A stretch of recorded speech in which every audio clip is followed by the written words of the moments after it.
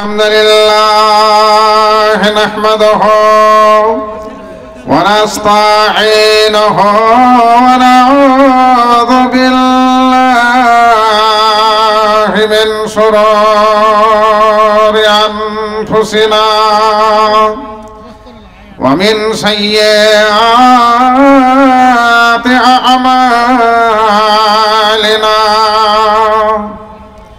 من يهده الله فلا مضل له ومن يضلله فلا هادي له وأشهد أن لا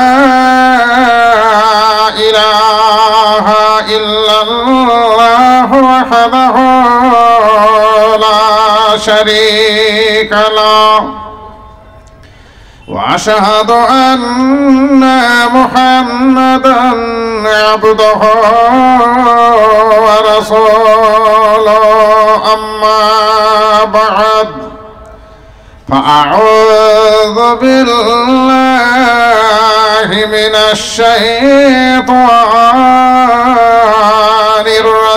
الرجيم بسم الله الرحمن الرحيم قل إن كنتم تحبون الله فاتبعوني يحببكم الله ويغفر لكم ذنوبكم والله غفور رحيم نحمده ونصلي على رسوله الكريم وعن أنس بن مالك رضي الله تعالى عنه قال قال رسول الله صلى الله عليه وسلم لا يؤمن أحدكم حتى أكون أحب إليه من ولده ووالده والناس أجمعين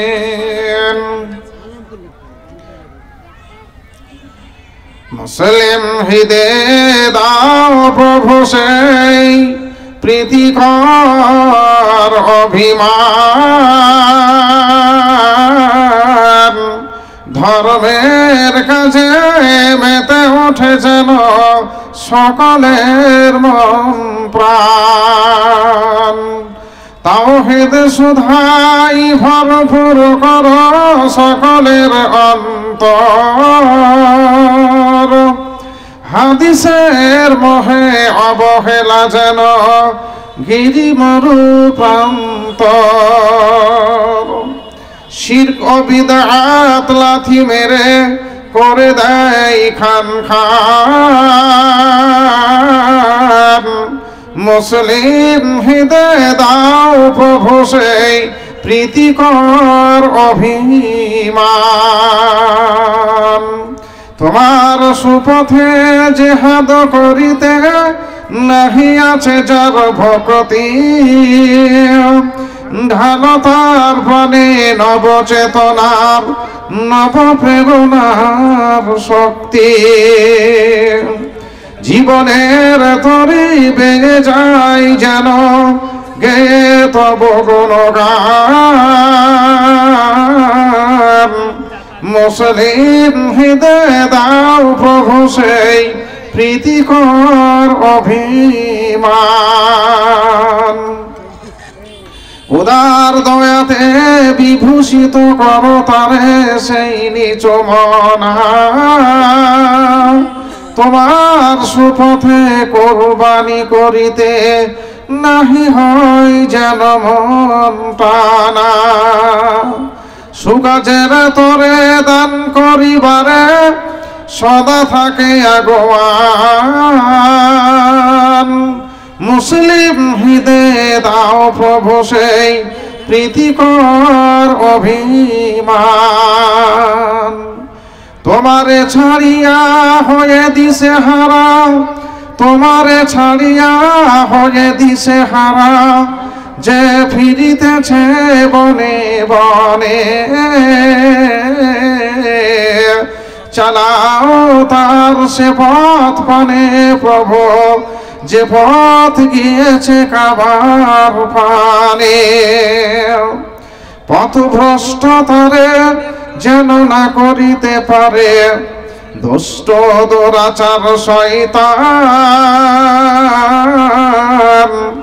মুসলিম হৃদয়ে দাও প্রভু সেই প্রীতিকর অভিমান। ধর্মের কাজে মেতে উঠে যেন সকলের মন প্রাণ।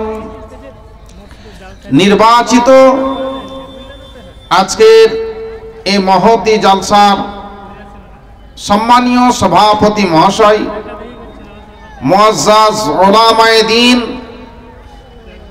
উপস্থিত জ্ঞানী গুণী মানী সম্মানী ইসলামী জ্ঞান পিপাসু শ্রোতা মণ্ডলী, পর্দার আড়ালের অবলা সরলা মা ও বোনেরা, প্রশংসা মাত্র আল্লাহ রাব্বুল আলামিনের জন্য, যে আল্লাহ রাব্বুল আলামিনের অশেষ মেহেরবানিতে, অশেষ দয়াতে, অশেষ মায়াতে আজকের যে আলামপুর মেয়েদের মাদ্রাসার, মহিলা মাদ্রাসার সার্বিক অগ্রগতি ও উন্নতির জন্য জালসা, এই মহতি জালসায় আমরা উপস্থিত হতে পেরেছি। যে মহান আল্লাহ রাব্বুল আলামিন আমাদেরকে এখানে উপস্থিত হওয়ার সুযোগ করে দিয়েছেন, তিনার কৃতজ্ঞতা জ্ঞাতার্থে আমরা ভক্তি ভরে এ সভায় আসতে পেরে যতটা খুশি হয়েছি, ঠিক ততটা খুশি মোতাবেক আমরা সশব্দে জোরে সরে বলি আলহামদুলিল্লাহ। অতঃপর দরুদ বর্ষিত হোক সেই বিশ্ব বরেণ্য নেতা, যার নেতৃত্বে সারা পৃথিবীতে ফিরে এসেছিল এক সুন্দর শান্তির পরিবেশ। যিনি আসার প্রাক্কালে পরিস্থিতি ছিল অত্যন্ত ভয়াবহ। চুরি ডাকাতি, মারামারি, কাটাকাটি, ফাটাফাটি, লাঠালাঠি, গুন্ডামি, ভণ্ডামি, সুদ, জুয়া, সঙ্গীত সমস্যা, শোষণ, পীড়ন, ধর্ষণ, অপহরণ, স্বৈরাচারী, কালোবাজারি, 2 নম্বরী। আদায় করব। আচ্ছা আচ্ছা আচ্ছা,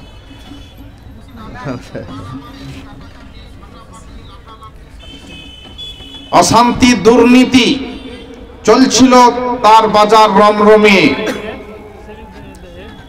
যিনি আসার পর এ সমস্ত সমস্যার সমাধান করেছিলেন।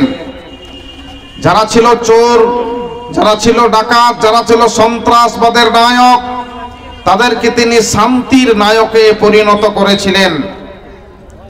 যারা ছিল নারীদের সতীত্বের জম, তাদেরকে তিনি বানিয়েছিলেন সতীত্বের পাহারাদার। মানুষকে তিনি ইসলামী সুশীতল ছায়ায় নিয়ে এসেছিলেন কোরআন নামক সাবজেক্ট দ্বারা এবং তিনার হুসনে সিরাত, সুন্দর ব্যবহার দ্বারা। যিনি আসার পর বিশ্ববাসীকে একটি আদর্শ সমাজ, একটি আদর্শ পরিবার, একটি আদর্শ ব্যক্তিত্ব তুলে দিয়েছিলেন মানুষের হাতে। যিনি সার্বজনীন নেতা, বিশ্বনবী শুধু মুসলমানদের নেতা নন, পৃথিবীর প্রত্যেকটি মানুষের তিনি নেতা। বিশ্ববাসীর জন্য তিনি ছিলেন করুণা স্বরূপ, দয়া স্বরূপ। তাই সে সময়ের অমুসলিম ভাইরাও তাদের গচ্ছিত টাকা নিয়েছে আমাদের নেতার কাছে, বিশ্বনবীর কাছে জমা রাখতেন। নাম দিয়েছিলেন আল আমিন, অতি সত্যবাদী।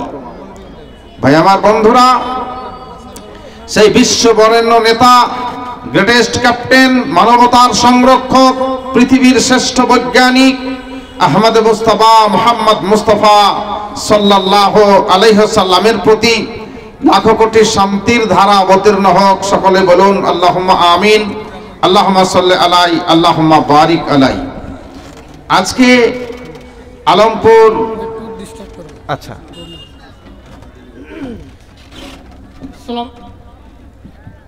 আসসালামু আলাইকুম। আজকে আমাদের জলসা মাহফিলে আমরা একজন এমনই মানুষকে পেয়ে গেছি, তিনি আমাদের রানীগড়া থানার বড়বাবু অরিজিৎ ঘোষ। ওনাকে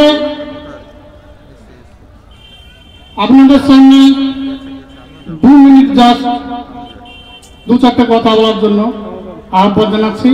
ওনার কথাটা আপনারা একটু শুনবেন, তারপরে আমাদের আবার জলসা শুরু হবে ইনশাআল্লাহ।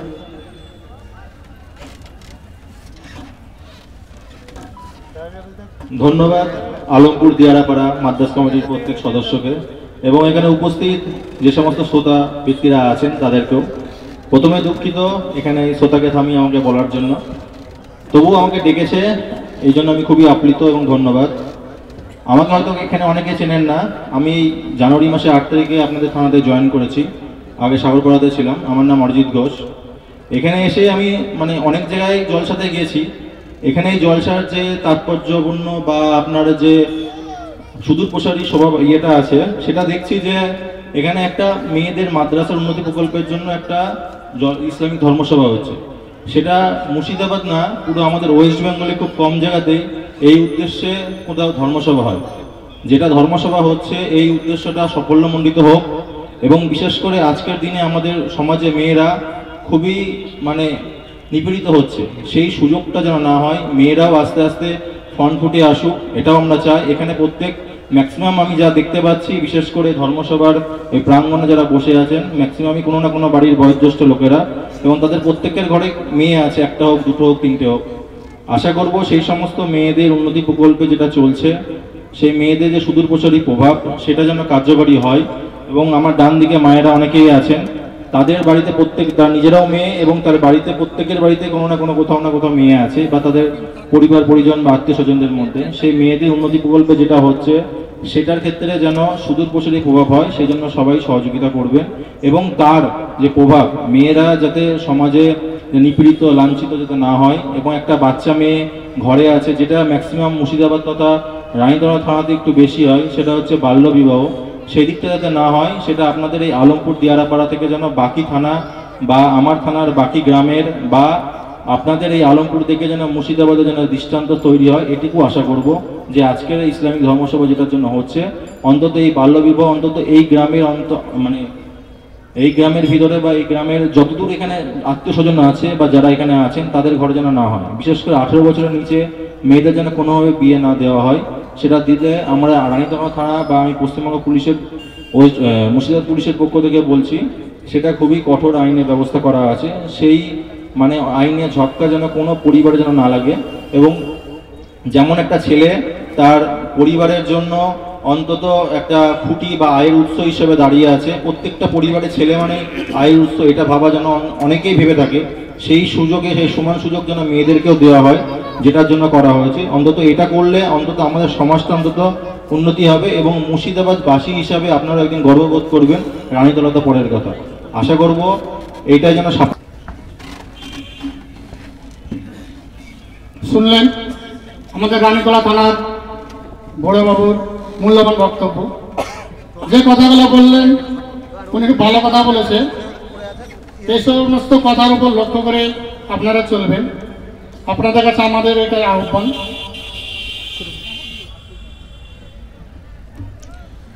তো যাক, আলহামদুলিল্লাহ, আমরা এই যে রাত এখন মোটামুটি 9:30 বাজে, এত রাত জেগে এখানে যেসব বক্তাগণ একের পর এক আপনাদের সামনে আসছেন, তিনাদের বক্তব্যকে আপনারা ধৈর্যের সঙ্গে বসে থেকে সেগুলোকে শুনছেন, এর জন্য এর বদলার আবেদন আল্লাহর কাছে আমি করি। আমরা বক্তারা হয়তো কেউ 1.5 ঘন্টা 2 ঘন্টা 1 ঘন্টা বক্তব্য রেখে চলে যাচ্ছি, আপনারা মাগরিবের পর থেকে নিয়ে 9:30 অবধি, হয়তো মাগরিবের আগে থেকেও কেউ বসে আছেন, নামাজের পরে আবারও বসে আছেন, লম্বা সময় নিয়ে এই বসে থাকাটা একমাত্র আল্লাহকে রাজি করার জন্য। আর যারা আমরা এই শীতের দিনে শীতকে উপেক্ষা করে রাত্রি জেগে এখানে বসে আছি, আল্লাহ রাব্বুল আলামিন আমাদের বসে থাকাগুলোকে কবুল করুন, আল্লাহুম্মা আমিন। আমি আলোচনার মিডিলে আমাদের সম্মানীয়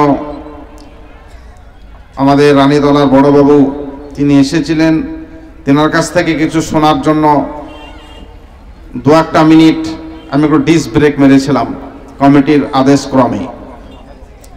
আমি ফিরে আসি আমার বক্তব্যের জায়গায়। আলোচনা ছিল আপনাদেরকে সাথে নিয়ে আজকে আলমপুর মহিলা মাদ্রাসার জালসা। মাদ্রাসা শিক্ষা প্রতিষ্ঠান, স্কুল সবগুলো একই কথা। পাঠশালা, মাদ্রাসা বিশেষ করে আমরা সেটা বুঝে থাকি যেখানে জেনারেল শিক্ষার, মাদ্রাসা শিক্ষার সাথে সাথে জেনারেল শিক্ষাও দেওয়া হয়, বহুমুখী শিক্ষার সাথে বিশেষ করে আরবিক শিক্ষা, দ্বীনি শিক্ষার উপরে বিশেষ গুরুত্ব দেওয়া হয়। তার মধ্যে আজকে আলমপুর মেয়েদের মাদ্রাসা, আজকে মাদ্রাসার জালসা, সেই হেতু আজকে আমার বক্তব্যের বিষয়টা মাদ্রাসাকে ভাবনা নিয়ে। আজকের আমার বক্তব্যের বিষয় শেষ রাসূল ও তার প্রতি ভালোবাসা। বিষয়টা এই কারণে আমি বেছে নিচ্ছি যেহেতু আজকে মাদ্রাসার জালসা। এই যে মহিলা মাদ্রাসা তথা পৃথিবীতে যত মাদ্রাসা, এই মাদ্রাসা প্রত্যেকটা মাদ্রাসায় হচ্ছে একটি বিশেষ মাদ্রাসার শাখা, যেটা হচ্ছে আল্লাহ রাসূলের নিজে হাতে গড়া মাদ্রাসা।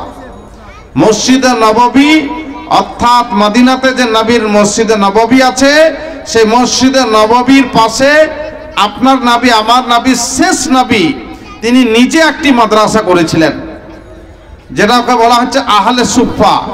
সুফা মানে আপনারা যেরকম পাটকঠি দিয়ে খড়ি দিয়ে একটা চালা করেন, আমাদের এলাকায় আপনার ওই খড় দিয়ে লাড়া দিয়ে বা আপনার বিভিন্ন কিছু দিয়ে চালা করা হয়। এলাকা ভিত্তিক এক এক রকম ভাবে চালা হয়। চালাটা নিশ্চয় বুঝতে আমাদের অসুবিধা হচ্ছে না। তো মসজিদ নববীর পাশে বিশেষ একটি চালাতে মাদ্রাসা গড়ে তুলেছিলেন বিশ্বনবী, যেখানে 70 জন তালেবুল ইলম ছিল। সেই 70 জন তালেবুল ইলমকে নিয়ে ওই চালাতে একটি মাদ্রাসা তিনি গড়ে তোলেন, যে মাদ্রাসার অন্যতম ছাত্র ছিল হযরতে আবু হুরায়রা রাদিয়াল্লাহু তাআলা আনহু। এখানে 1 ঘন্টার কথা আমি রেখে দিলাম। যিনি হচ্ছেন স্বয়ং মাদ্রাসার স্রষ্টা, তিনি হচ্ছেন শেষ রাসূল। তাই আজও মাদ্রাসার জালসা, যিনি মাদ্রাসা প্রতিষ্ঠিত করেছিলেন, তাই তিনাকে নিয়ে বক্তব্য না রাখলে আজকের বক্তব্যটাই যেন কেমন হয়ে যায়। যেহেতু সেটিও একটি মাদ্রাসা, এটিও একটি মাদ্রাসা, আর সেই মাদ্রাসাকে আহলে সুফাকে বিশ্বনবী নিজে হাতে গড়েছিলেন।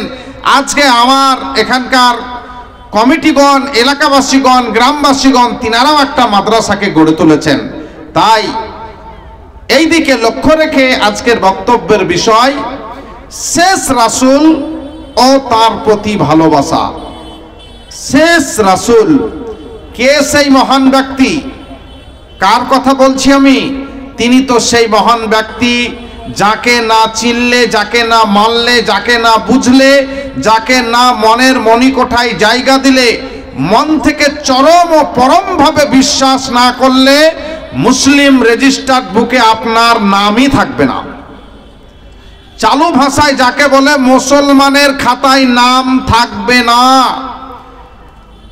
যেই শেষ রাসূলকে ভক্তির সাথে মনে জায়গা না দিলে, তিনার কাজে ও কর্মে, তিনার ব্যবহারে সন্তুষ্ট হয়ে, তিনার কাজে ও কথায় সন্তুষ্ট হয়ে পৃথিবীর ওলামা, তোলাবা, ফজালা তথা পৃথিবীর বিভিন্ন দেশের রাষ্ট্রপ্রধান ও ডক্টর, মাস্টার, ইঞ্জিনিয়ার, ব্যারিস্টার, শিক্ষিত, অশিক্ষিত, ধনী, গরিব, নর ও নারী, ছোট ও বড় নির্বিশেষে পৃথিবীর কোটি কোটি মানুষ তাকে ফলো করেন। কি তিনার নাম আমি বলবো না, এখন শেষে বলবো। যারা আমার সামনে আপনারা বসে আছেন, যারা লাইভে আছেন, আমার থেকে অনেক জ্ঞানী লোক আপনারা আছেন।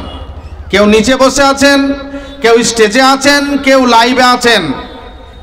যারা আমার সঙ্গে আছেন প্রত্যেকের কাছে আমি বলতে চাচ্ছি, কে সেই মহান ব্যক্তি যার কথা আমি এতক্ষণ বলে আসছি। কি তিনার নাম?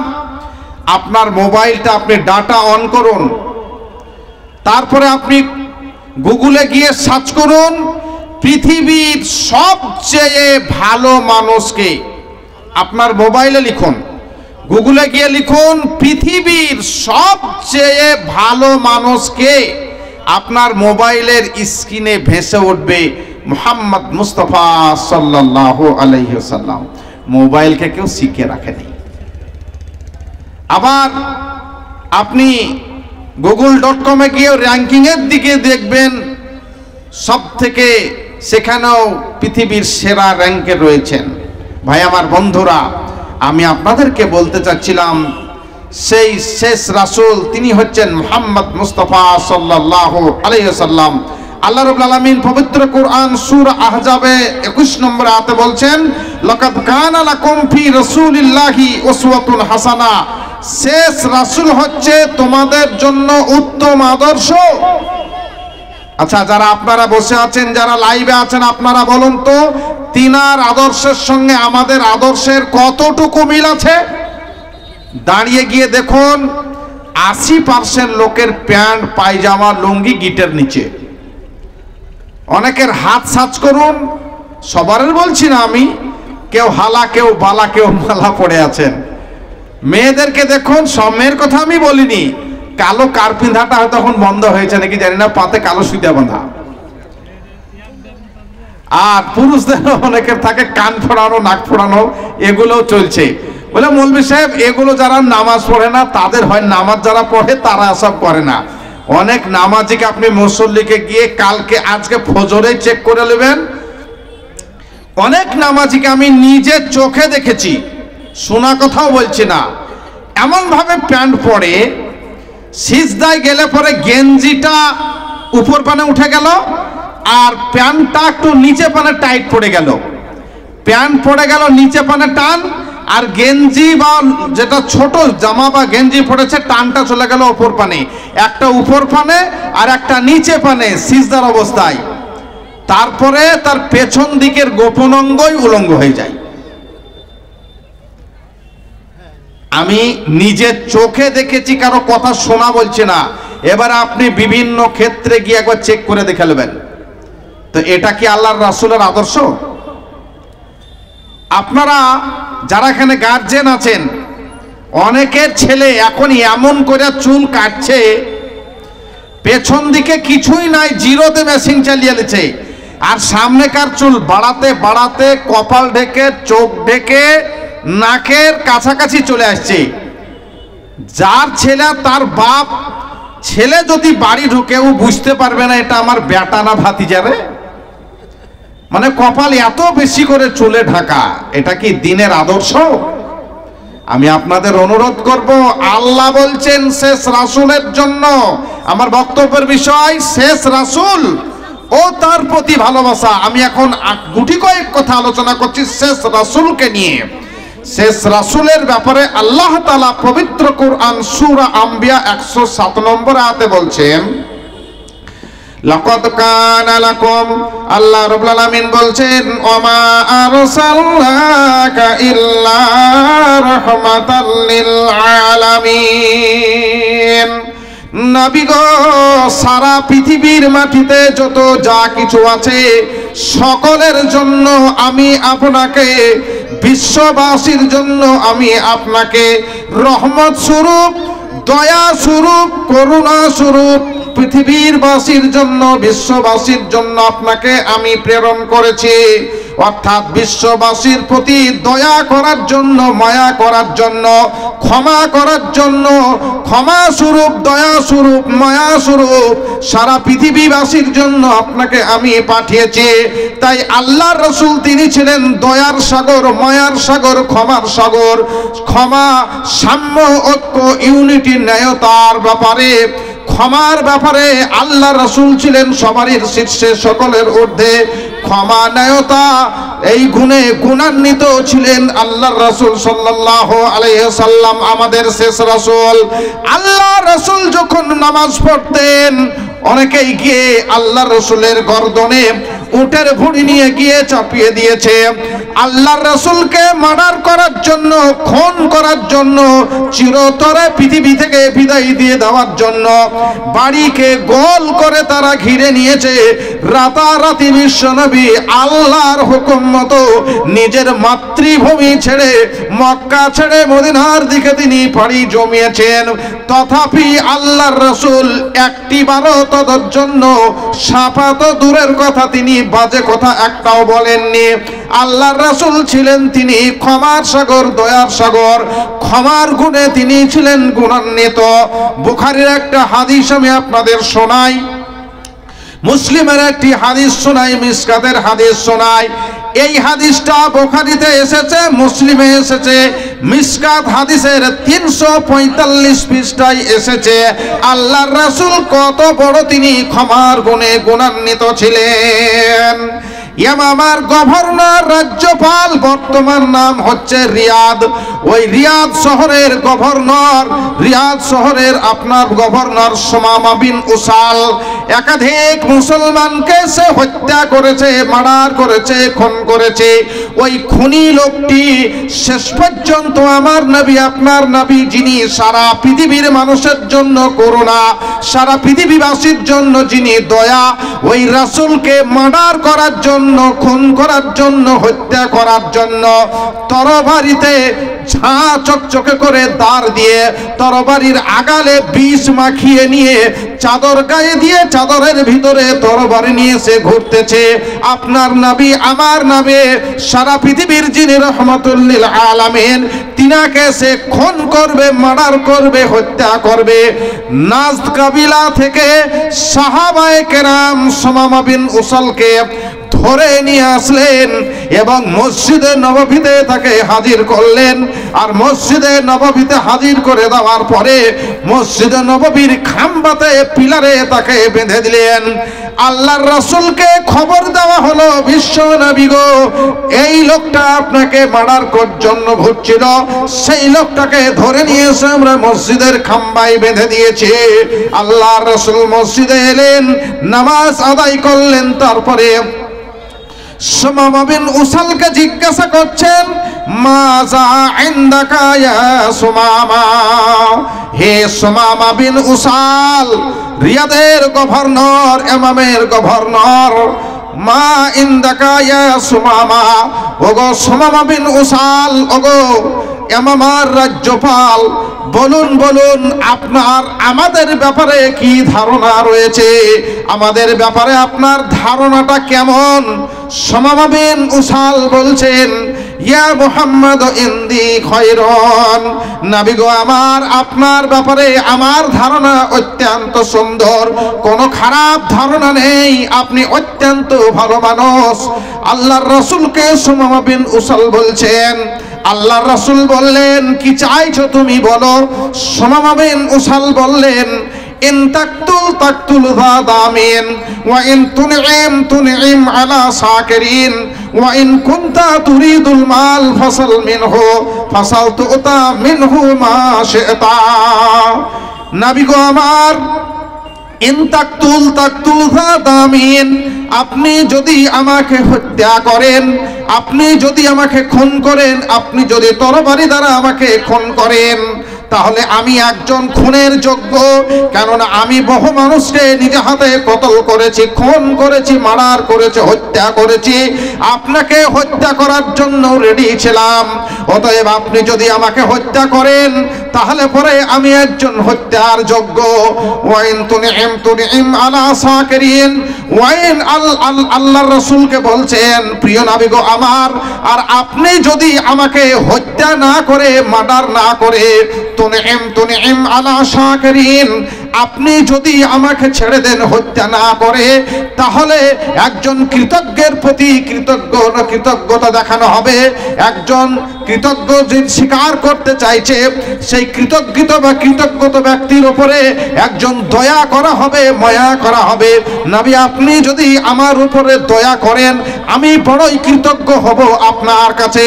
ওয়াইন কুনতা তুরিদুল মাল, আর নবী গো আপনি যদি আমাকে টাকা পয়সার পরিবর্তে ছেড়ে দিতে চান, আমি অনেক মানুষকে, অনেক মুসলমানকে আমি খুন করেছি, ধর্ষণ করেছি, হত্যা করেছি, মার্ডার করেছি। এ কারণে যদি আপনি টাকা পয়সার বিনিময়ে আমাকে ছেড়ে দিতে চান তাহলে আপনি বলুন কত টাকা হলে, কত সোনা হলে, কত দানা হলে, কত মাল নিয়ে, কত টাকা পয়সা নিয়ে আপনি আমাকে ছেড়ে দিতে চান। ফাসাল, আপনি একবার চেয়ে দেখুন, তুতা, আমার লোকেরা এসে আপনাকে সেটাই দিয়ে দিবে। মা সেতা, আপনি যত টাকা চাইবেন, আপনি যত সোনা দানা চাইবেন তারা নিয়ে এসে আপনার কাছে হাজির করে দিবে। যদি আমাকে অর্থের বিনিময়ে ছাড়তে চান তাহলে আপনি আমাকে বলুন। প্রথম দিন আল্লাহ রসুলের সঙ্গে সুমামা বিন উসালের এই কথা প্রকটন হলো। প্রিয় নবী সুমামা বিন উসালকে কোনো কিছুই